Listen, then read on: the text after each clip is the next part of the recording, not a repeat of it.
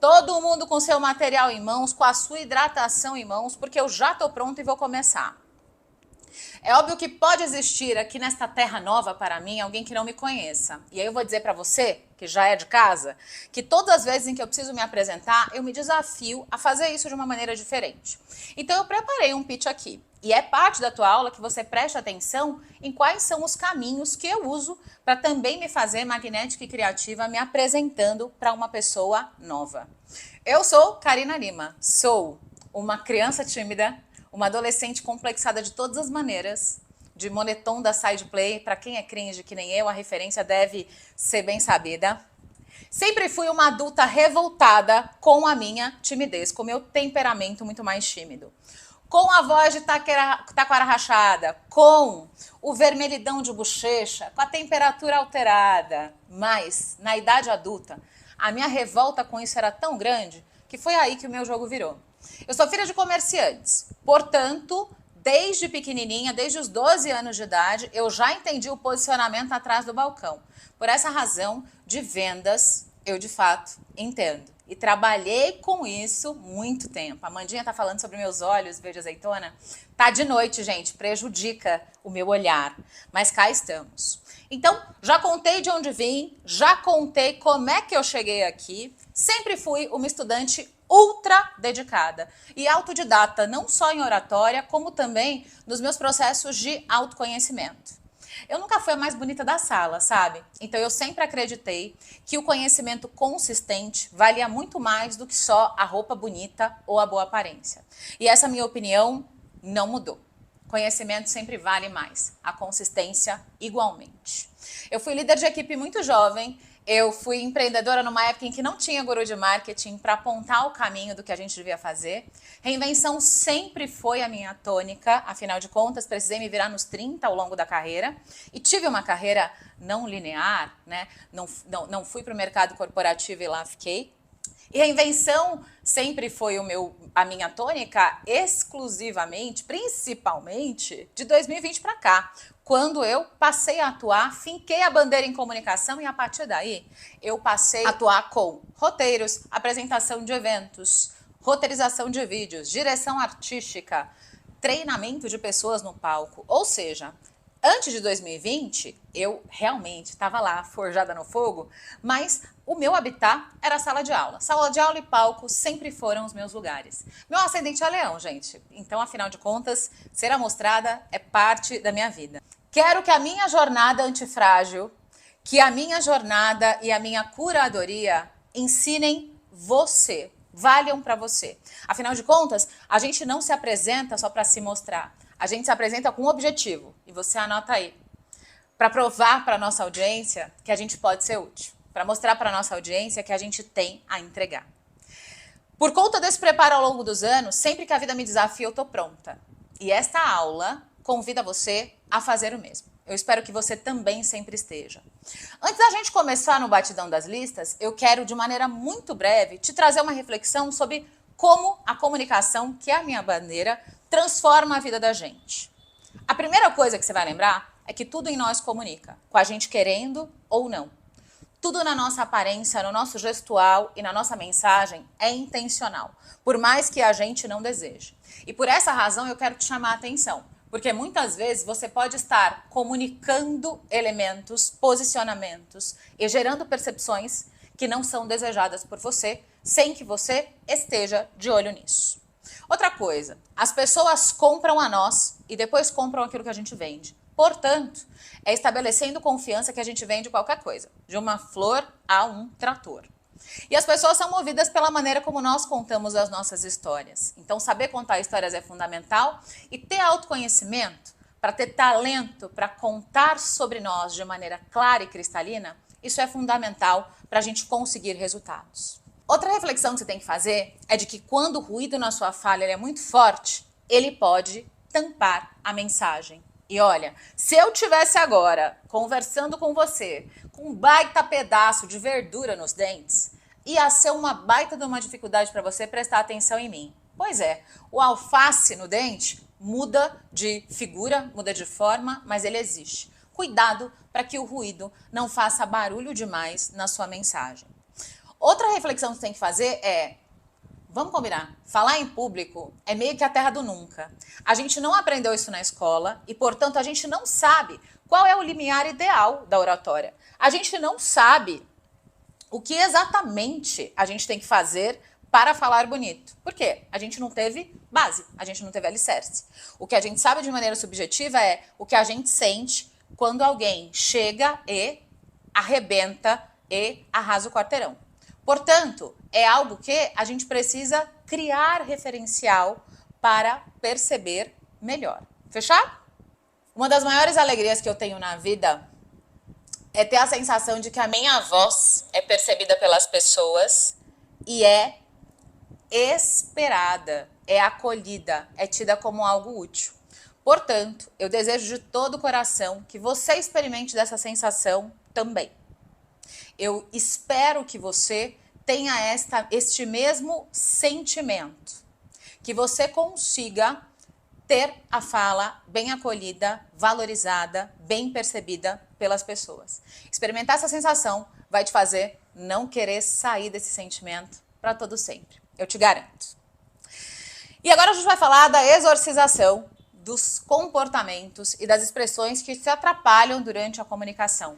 Atenção, minha gente! Vegetarianos, cuidado! Chegou a hora do filé da noite.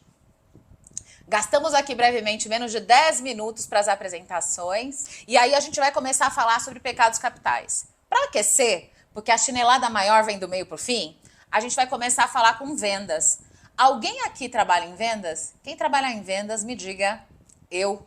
Só para eu saber qual é a nossa seara do momento, qual é o nosso quórum do momento. Se apresentem aí. Vamos começar a falar de vendas. Apareceu gente. Ale, Roberta, Luiz. Eita, tem muita gente. Samuel, Aline, muito bom. 1 de 7. Primeira coisa. Trate hoje e para todo sempre de usar adjetivos que instiguem os sentidos das pessoas. O que eu quero dizer com isso? Apaga da sua vida reações como: isso é muito legal, isso é muito bacana, isso é muito incrível e você vai amar. Pensa só, o nosso cérebro, ele desenha imagens cristalinas, vívidas, daquilo que a gente escuta. Portanto, quando a gente usar qualquer adjetivo para descrever coisas, pense nos sentidos humanos. Então, a água é quentinha, é morninha numa praia do Nordeste, a comida é saborosa, você escuta a borbulha na panela com aquele prato que chega fumegante, o azul do mar tem uma cor maravilhosa, tem aquele azul esverdeado, Tiffany. Eu trago para todas as minhas falas a sensação sensorial das palavras. Todas essas outras palavras, eu brinco que elas são isopor. Elas não transmitem nenhum sentimento. Tudo bem? Primeira coisa. Segunda, todo o processo de vendas tem que evitar o que eu chamo de termo ralador. Ralador é aquele, ralador mesmo, sabe? De queijo, de verdura, de legume. O termo ralador é aquele que arranha, é aquele que atrapalha o processo cognitivo. Pensa só, toda venda é emocional, ela começa na parte mais irracional do nosso cérebro. Sendo assim, quando você vende, primeiro você bota a pessoa para projetar, desejar e sonhar, e depois você vai trabalhar a objeção e aquilo que há de mais racional na venda. Então, quando o cérebro está viajando na maionese no começo do processo de convencimento, pensa. Ele não quer escutar palavras burocráticas, ele não quer escutar sobre processos, ele não quer escutar sobre nenhuma das chatices que geralmente fazem parte do nosso métier enquanto vendedores. Então eu falo assim, traga, do contrário, termos slime para os seus processos de atendimento e vendas e esqueça os termos que têm essa característica mais ralador. O cérebro tem preguiça, anota aí, e ele deseja fluidez num processo de convencimento, tá bom?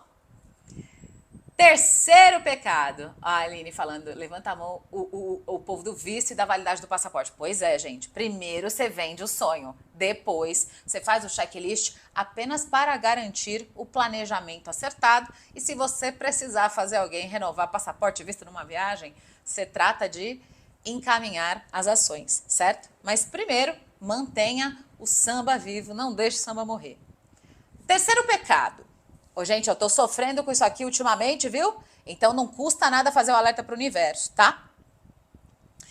Honre os seus prazos. E vou falar de comunicação? Quando você não honrar, comunique antecipadamente.